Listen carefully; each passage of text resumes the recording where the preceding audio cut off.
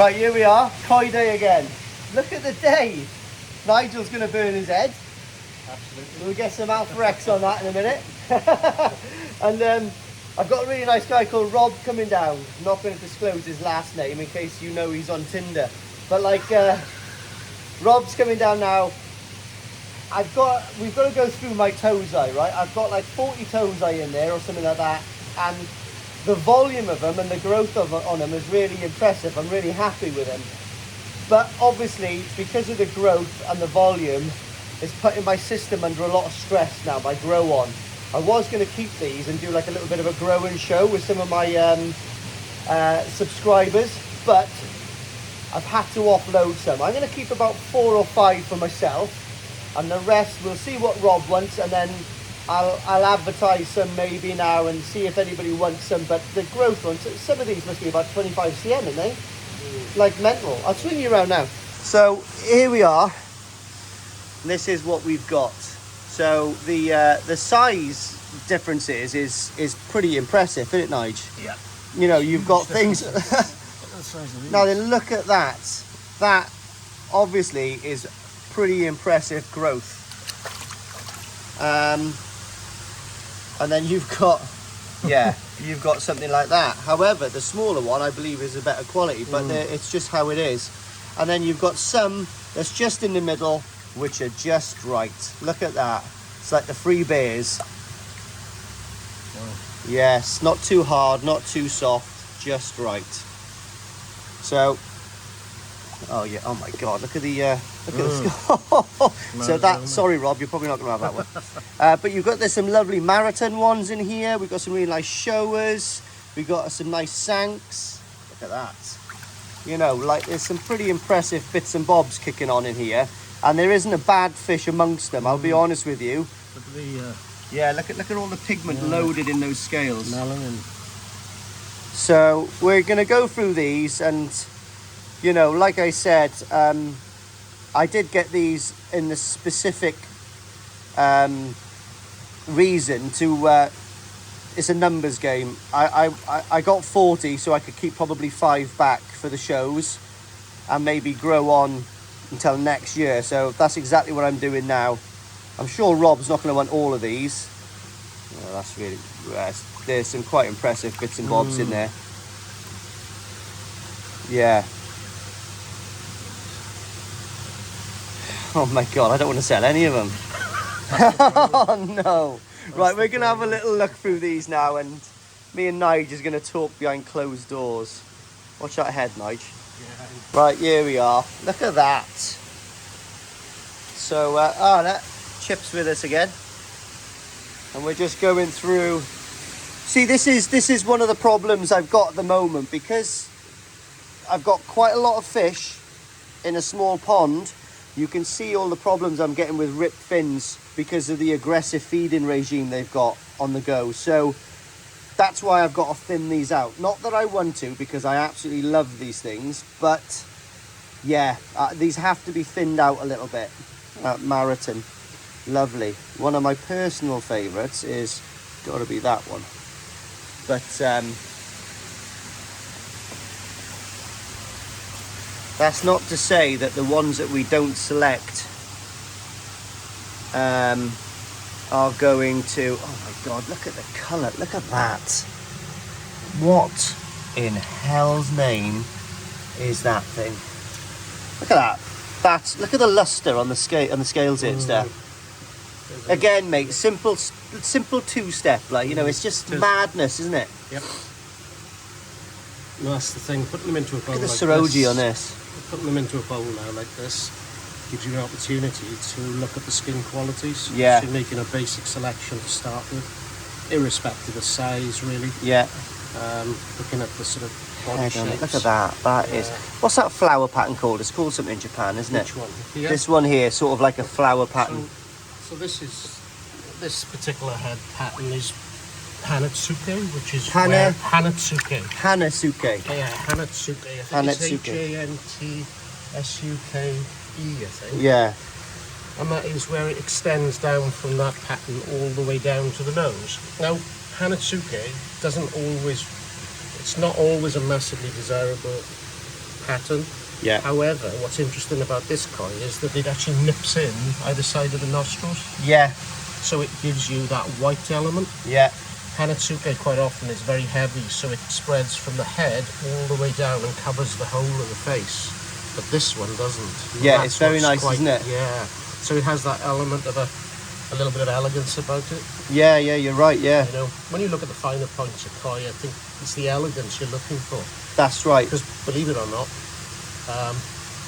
you know, pattern is obviously something people do look at. We know body shape is number one. Yeah, of course. But the important thing to remember is when the Japanese are picking fish that they keep in Japan, or that they keep for shows or whatever, or for second year, third year, fourth year growth, they will look at all of the little traits. They may not say much what they are to people, but they will look for all of the little traits that they know will make a better fish in the future. Yeah. They won't tell you anything about it because obviously they're the dealers, and some of these koi you never see because they're put behind the scenes and things, you know. But if you learn those traits yourself, that's where you're improving your chances of getting a good koi, because obviously they can't keep all of the fish. Yeah. So that's why being early on a harvest is important. Yeah, of course, yeah. You know, But you can't always get access to early harvest. this is the fortunate thing that I've got. I've got a really good relationship with a lot of koi dealers. Yeah. And They're dodgy, they are, they are very dodgy. But yeah, I'm really lucky that I can get a bit of access to things that I don't think have been necessarily graded that diligently in Japan. No.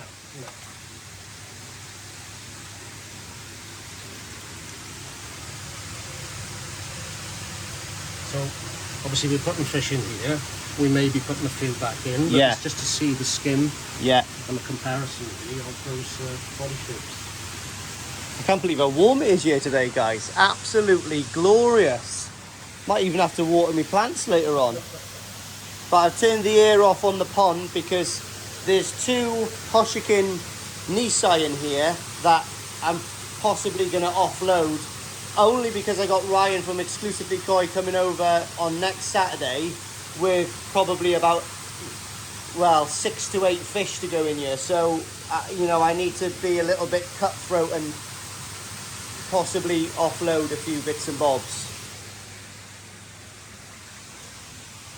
See, that's a really nice amount to put back in the pond there, isn't it? 2, 4, 6, 8, 10. Maximum of 10 realistically, you know. But Rob's grow on is way bigger than mine, so So he's got a better opportunity. yeah, he's got a better opportunity to bring all these on. That's good. That's the thing, there's absolutely nothing wrong with these fish. No. And some of these, I mean, they're going to make pretty big koi. I know, yeah. The size of this. I know, it's The huge. head on that. Yeah. Yeah, That's I know. huge. I know. You know? Put this in there, just to Yeah. have a look at it. And I must stress, Nige, it's very nice having a judge to come down here and sift through and do a selection of my Tosai with me. I almost feel like I'm cheating. Yeah. That little marathon is neat, isn't it, as well? Yeah. That's the thing, you know, it's irrespective of size at the moment, because we're looking at these, some may not be feeding as well as the That's others. just insane. You know? Look at the skin. Look at that. It's got almost like a gin to it. Can you see it? Yeah.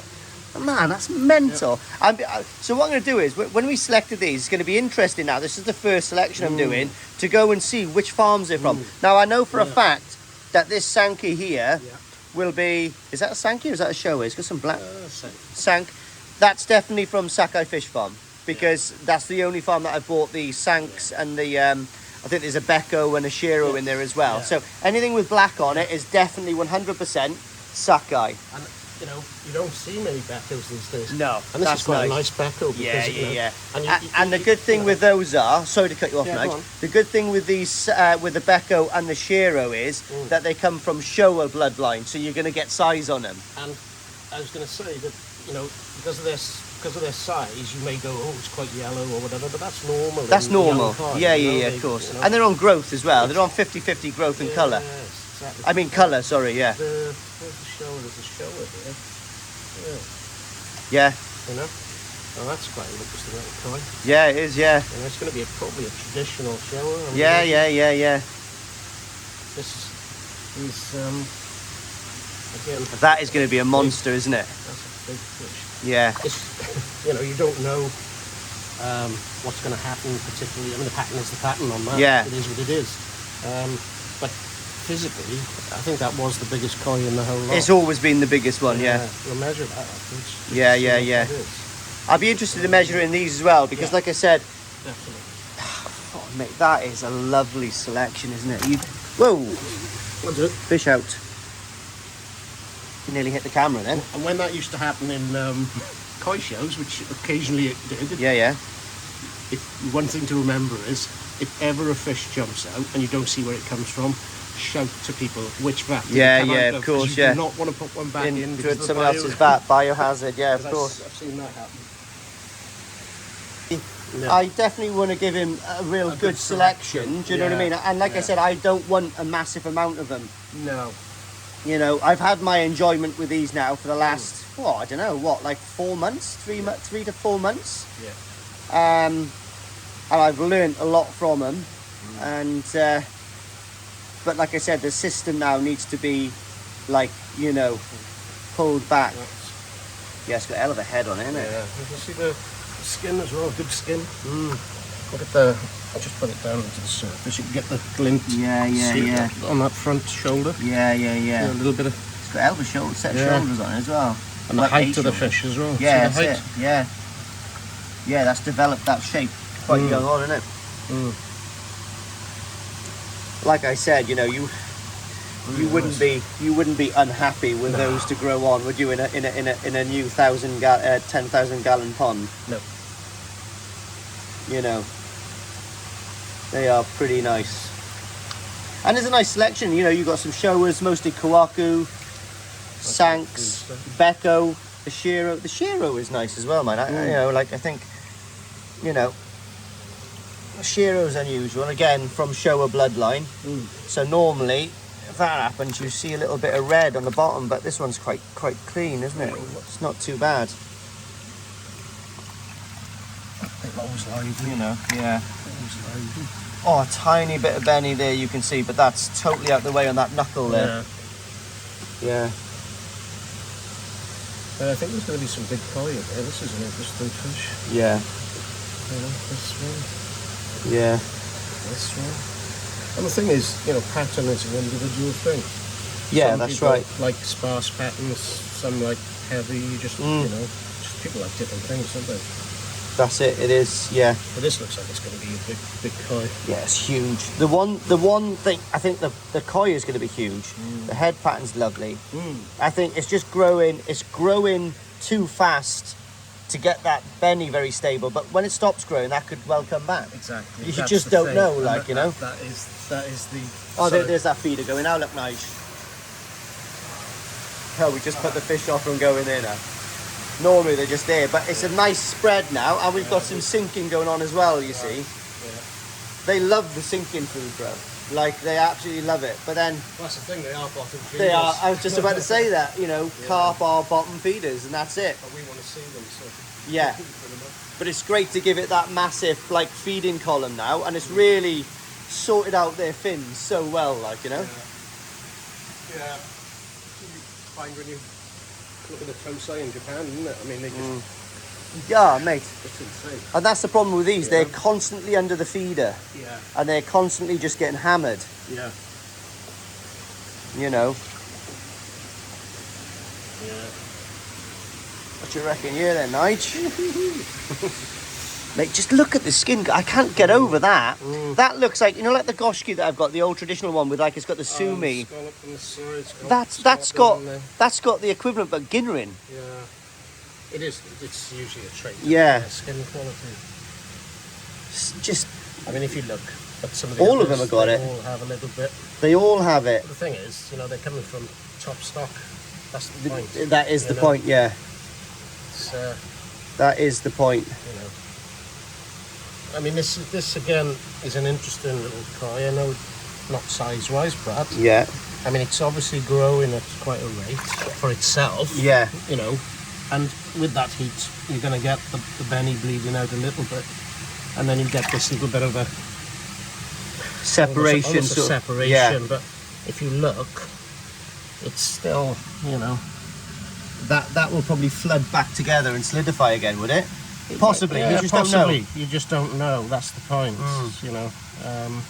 So by twisting it, you can see how. Yeah, don't go snapping your foot. No. But by slightly bending it, you can see how far that pigment goes down into the base of the scale, basically. I suppose it's sometimes better to do that in cooler water as well, because these are growing, so the Benny doesn't get a chance to catch up. Yeah, they're at 23, 24 degrees, so you know, possibly at this point now, I'll probably pull back the heat. Because I don't want them to get massive, and they are going to get huge before the shows otherwise. And you're going to get a good ambient temperature. And I'm going to get a good ambient temperature, so I think I'm going to start pulling the temperature back on these now to start. Reducing the growth a little bit. Reducing the growth and possibly that's basically. What do you think? One second. Robler, told you he was ugly. So we're going through. I'm thinking about probably keeping, I don't know, like 10 or 12 in there. There's a load of split fins because of the bloody feeding that they've been, you know, fighting over. However, that's probably my little selection. Probably one or two more than I wanted to, but anyway. And then I think Rob is going to have, I think he said he wants, you want all of them, do you, Rob? Yeah. So there is a nice selection. Look at that. This is the one that I was actually liking. But look at the quality of the skin, mate. It's insane. Look at that. Yeah. But it's actually a load off my mind now, knowing that I'm not overstocked in there. Do you know what I mean? I've got to rejiggle now the feeding. Or I might even keep the feeding the same. Such a glorious day. It's insane. Oof, man. Right, so we're just going to measure this biggest one because just for shits and giggles. Lively. It is lively, yeah. Fed sake. It's fed sake. Well, I can't quite remember what size this was when we had it, but 29, well, 28 and a half. Well, 29. Always look at the bottom. 29 cm. 29. That's a joke, isn't it? 29 cm, mate. That's pretty impressive, realistically, isn't it? For something I was getting about 12 cm about 3 months ago. Smallest. What do you think the smallest one is? Ironically, the smallest ones in there are probably the nicest. There's like a lovely little 3-step in there. Yeah. Probably this 3-step here is the smallest, isn't it? Yeah. Or, well, they're both 3-steps. Oh, there's two there. There's that one. There's another one. And there's a little one there. Oh, yeah, there's two. They were hand selected by Momatira, they were, on the from like the vat I got them from Coy Water Barn. So what was it? We'll put them all in. Put 3 of them on.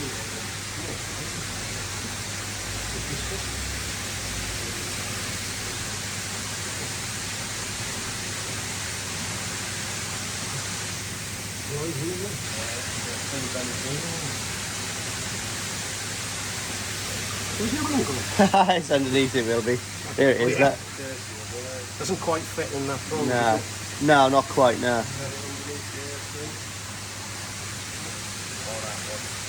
Well, I think that's bigger than these two. So I think we just measure these two. Right, let's find them. Come on, I'll keep them. There they are. Right.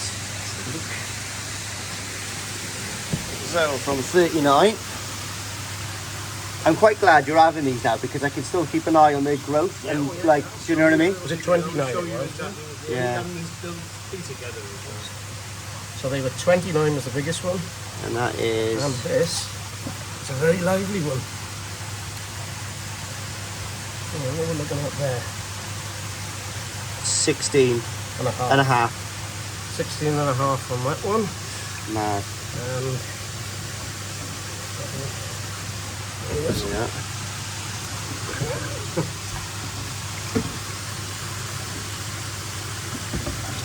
These are good. Like the smaller ones in there are really nice. Do you know what I mean? Obviously, they're not gonna have the growth probably of some of the others, but you know, even in years to come with it, they'll still get to like 60 odd cm. Like, do you know what I mean? I would have thought like 15 and a half. 15 and a half. So 15 and a half and 16 and a half.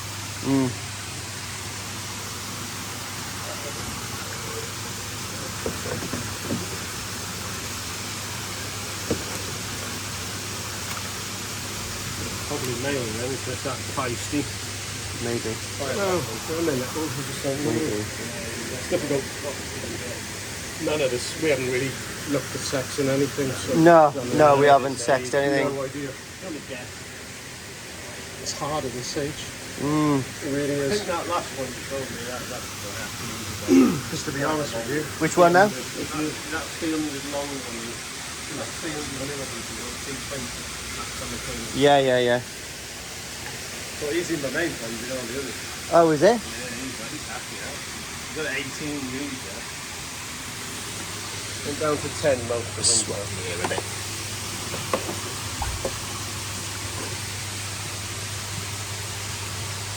See, they're smooth, all of them.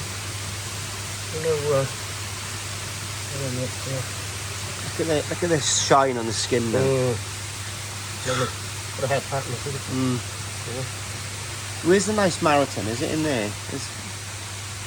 There is a Marathon that's quite nice. I've had a few Marathons. The little 3-step you had out. Ah, yeah, that's nice there as well. That show is going to be interesting. Yeah, we were talking about that show. Yeah. You know, when all that sumi comes through, I think that's it's going to be a real balance between the three colours. I think. And this will be really interesting. Nice Sankey there. And And yeah, it's hard, mate. They're all nice, aren't they? Do you mean? With those blank stuff. Yeah, and the black's going to. You can see the Siroji there. Yeah. Yeah, there's some nice fish in there, mate. happy for that, mate. Yeah, they are nice, mate. Like that, crystal moving, and then all of a sudden you lose a 90 centimetre Yatsuri. It was so big, as in you couldn't see it. It was so much depth in the purple. It was black, but I know Shinoda. Yeah, well, Shinoda was amazing. I couldn't believe it. I'd never seen that concentration of TT being used, but they do. You know, they use it like, we just put a bit more in, bit more. Oh, it looks all right. Gosh, in the fish go. Cool. And that's coming along that people can sell. It looks lovely. That's marketing, isn't it? Yeah? That is what it is. Dealers need to make money as well. So what we've done is, well, guys, is I've just taken a little scrape. Look at that. I've taken a little scrape off one of the Tosai. Because it's really nice to show people as taking the fish that they're 100% clean. Like, obviously I had a bit of costume there last week, but it is all singing, all dancing, nothing at all on there. So ironically, these dark little sections are actually Benny. When I've done the scrape with a credit card, it's just taken a little bit of Benny off, but which is not ideal because it's the one I'm keeping. But there we are. But that's so good. Oh, look, there's the Benny as well there. Crazy, isn't it? Looks like Mars. But anyway, good old Rob in the background there is safe in the knowledge that they are clean. They are clean. They're cleaner than Joanna Lumley's sock drawer. So this is my little selection to go back in. But even though they're super clean, I'm going to do, because they're out and they've been under a bit of stress already, I'm going to give them a tiny little PP bath for 7 minutes before they go back in.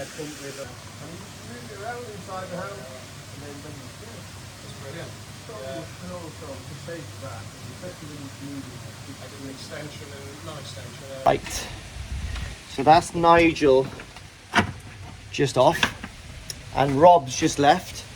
He ended up taking, unfortunately for probably some people, he took everything that I didn't want. So I managed to keep, we went through it and I kept 12. One had a bit of a damage on his pec fin, like a bit of a damage on the pec fin. The koi is fantastic, but I've kept it because I didn't want to give that away to him with any kind of damage on it. So I think he had 27, but he's taken it back now to his new quarantine pond, which is I think it's 750 or 10,000 gallon, running on a Nexus 320 with like a little backy shower and stuff. Really nice little setup. So he's driving back to Fleet as we speak to put those into the pond. He's going to send me a video later on. So what I might do is attach it to this video. But what I'm going to do now is have a pee. And after I've had a pee, what I'm going to do is, because this is open and I've got my microscope set up, I'm literally just going to net the first fish I can, just bring it to the surface and just give it a little courtesy scrape. Only because it's here and only because my microscope is set up right there. Just diligence, basically. So I'm going to do that. And then I've got some other jobs to do, but I'm probably going to be... Oh my God, I'm trying to hold this back to front. But what I'm probably going to do is do some stuff in the house this week, tonight now. I've got to go up and I've got to board my loft. I've got 10 boards of plasterboard. 10 boards of plasterboard? 10 plasterboards to take up. Not full sheets, they're the 1800 by 900, so, but it's still awkward to get up there. So we'll do that, and if I'm up there, then I might as well put some screws in them. So we'll see what's going to go on, but yeah, I've got another video going up today. I've got loads of videos filmed. I don't know how I've got so many filmed, but anyway, hope you enjoy them. Nigel is an absolute asset. So I'm not going to say goodbye yet. We're going to do a scrape, and we're going to have a look at the scrape on the microscope. Oh my God, too much coffee. We are then, guys. So it was the Hoshkin Kawaku. So what I've done is I've done a biopsy, a scrape on the koi with a credit card, and we've accumulated that bit of mucus. So what I do from there then is I wet the slide. If you can see how much water is on that slide from the pond, okay. Get the mucus into the center and put another slide on the top, and you can see that flattens it down. But what we've got is, it's very, very important to get a lot of pond water in there as well. So if you've got any parasites, they're not sandwiched in between two pieces of glass. They can actually move. Obviously some parasites, the very small ones, don't really matter, but like the bigger ones, like flukes and stuff, they're a lot more easy to see. And also the small ones, actually, because you produce like small sort of like almost like micro rivers when you're looking at it through the you'll see it in a minute through the thing, and you can identify them way easier. So let's put this onto the microscope. So here we are. So let me just make sure we are correctly focused.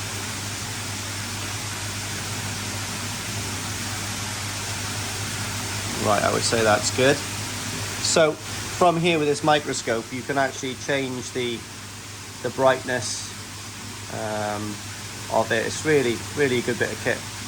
So what we're going to do now is have a little look around. So sometimes when you move the microscope like that, it's actually, because there's water, it'll actually, sorry about the drum guys, because of the water, it'll actually move a little bit. So you've got to, when you move the microscope and the plate, you've got to find a place that you want to study and stop, and then just examine to see if there's any movement in there whatsoever.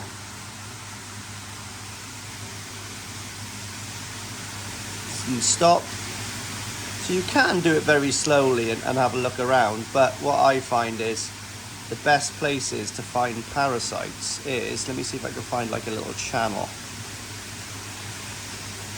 of movement there. Can you see now when I move that, it actually moves? And that's really where you'll find it, because you've got a nice buffer of movement there. Can you see that movement there, that small channel?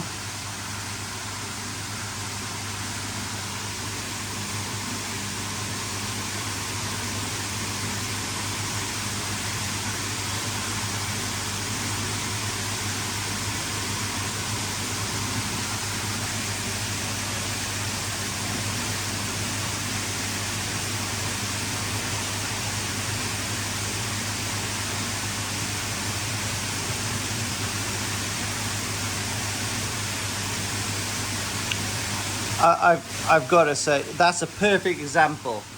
Can you see those big sections of mucus moving freely in that wide channel? It looks like icebergs going down sort of an estuary. That is the perfect place to find parasites. That is literally picture perfect place. If there was any parasite on there, Trichodina, Costia, flukes, anything like that, that is exactly where you would find them. Very, very easy to spot there. Because like I said, it's all free flowing, free moving, and if there was anything there, you would spot it a mile off. Now I know that's moving, but when you see parasites, they've got irregular movement, so it's the that's what catches your eyes.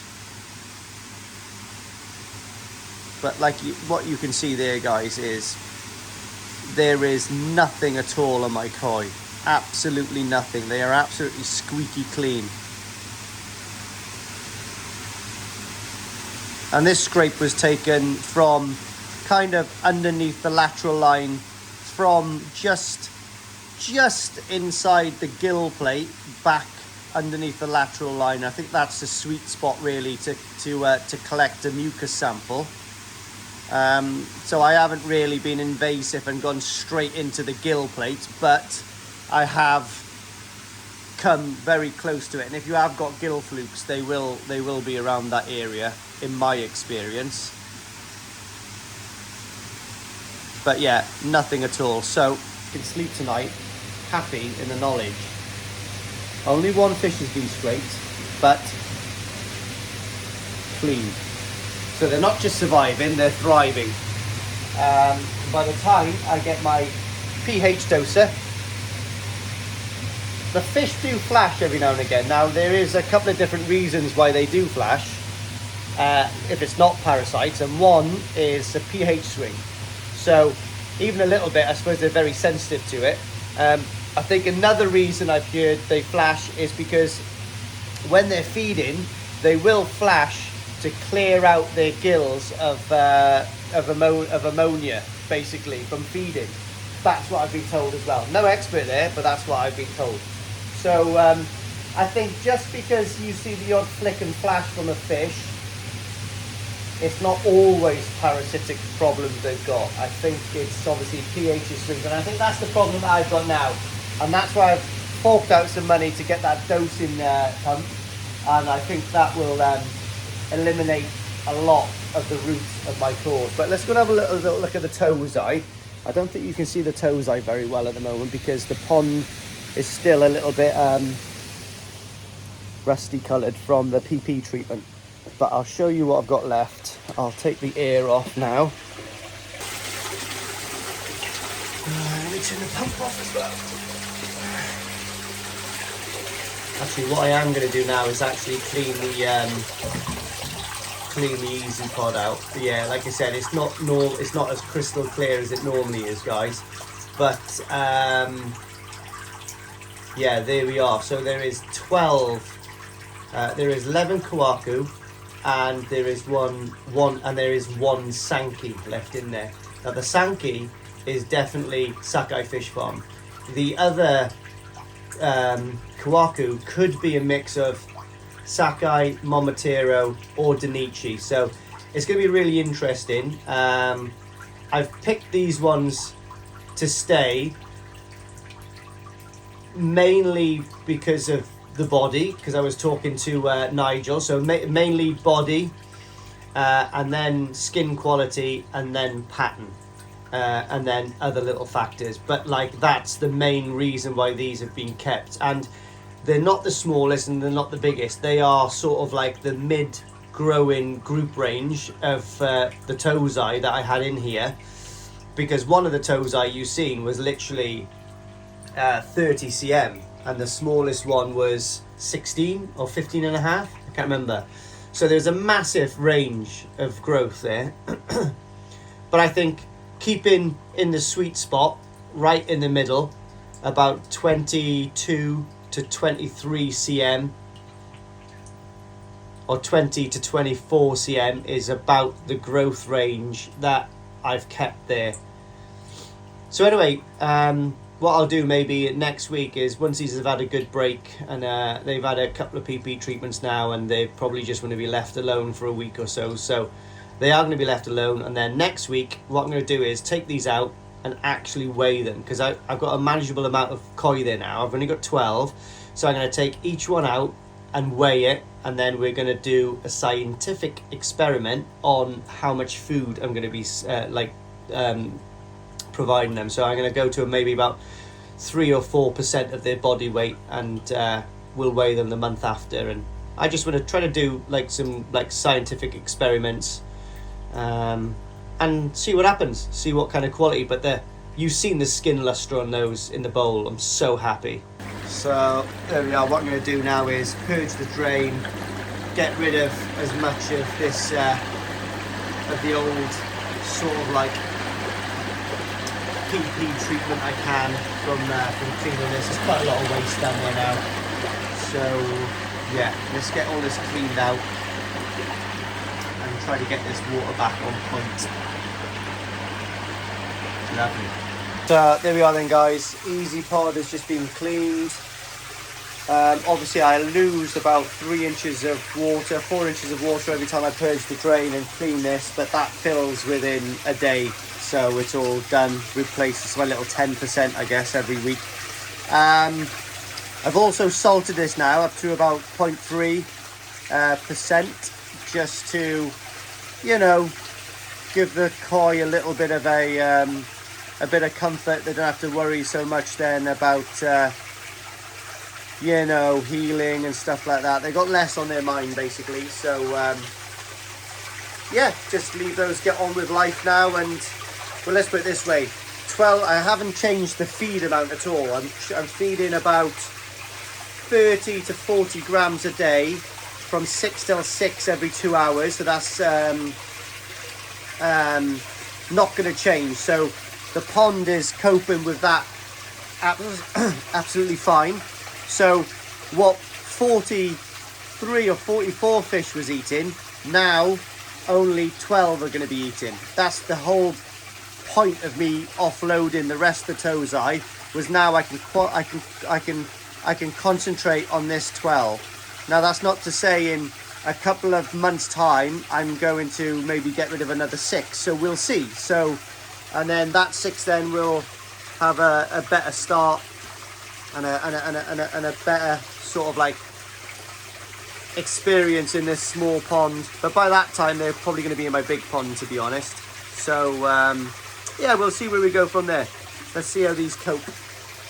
Right, do not even think this animal loves me. It's because I've got toast in my hand. You are a scrubber, riding on the passenger side of your best friend's ride, trying to talk to me. I think that's the words. Good old TLC. But anyway, we've got me mug, bit out of date because it's almost summer. But anyway, and I am actually just sitting down enjoying a little slice of toast.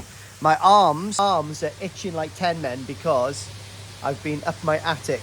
I stripped all the attic out a couple of weeks ago, boarded it, and now I'm plasterboarding the eaves, if that makes sense to you.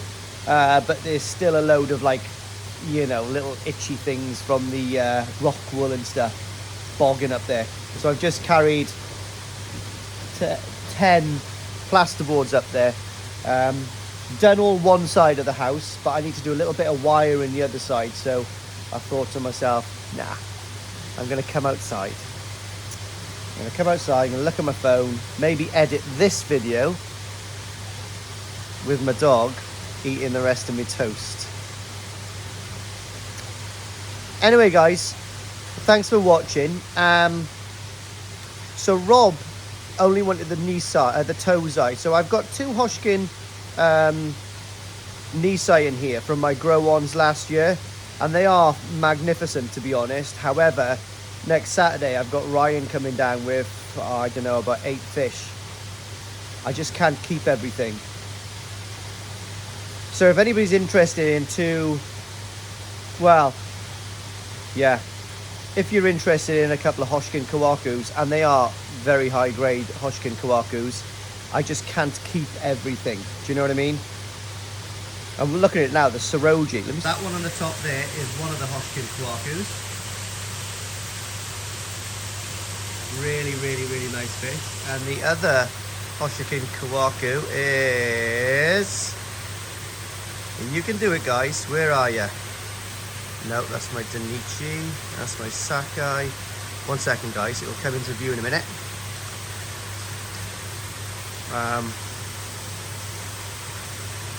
Come on. Where are they? When you want to see them, they're never in view. But wait for it. Wait for it. There's one. No, back there.